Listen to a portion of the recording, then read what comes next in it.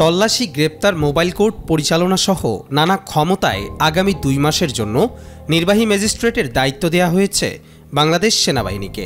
কিন্তু এই ক্ষমতায় কি কি করতে পারবেন সেনাবাহিনী তা জানার আগ্রহ রয়েছে মানুষের। রাষ্ট্রপতির আদেশক্রমে 17 সেপ্টেম্বর জনপ্রশাসন মন্ত্রণালয়ের এক প্রজ্ঞাপনে এ তথ্য জানানো হয়। সেনা কর্মকর্তারা ফৌজদারি কার্যবিধি 1898-এর 64, 65, 83, 84, 86, 95-এর 2, 100, 105, 107, 109, 110, 126, 127, 128, 130, 133 ও 142 ধারা অনুযায়ী তল্লাশি, গ্রেফতার, অনুসন্ধান ও শান্তি বজায় রাখার জন্য কাজ করতে পারবেন। এছাড়া বেআইনি সমাবেশ, ছত্রভঙ্গ, ওয়ারেন্ট জারি করতে পারবেন সেনা কর্মকর্তারা।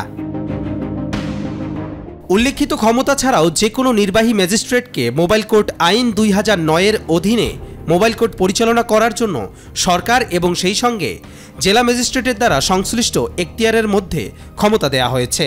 সেক্ষেত্রে মোবাইল কোর্ট পরিচালনা করতে পারবেন সেনা কর্মকর্তারা। এই আইনের অধীনে নির্বাহী ম্যাজিস্ট্রেট তার উপস্থিতিতে সংগঠিত অপরাধ বা ঘটনাস্থলে তার এবং তার সামনে উন্মোচিত হওয়া অপরাধগুলো বিবেচনায় নিতে পারেন। অভিযুক্তের স্বীকারোক্তির পর ম্যাজিস্ট্রেট সংশ্লিষ্ট আইন অনুযায়ী অপরাধীকে সাজা দিতে পারেন, তবে কারাদণ্ডের ক্ষেত্রে তা 2 বছরের বেশি দিতে পারবেন না। কবির চৌধুরী জয়, মাই টিভি, ঢাকা।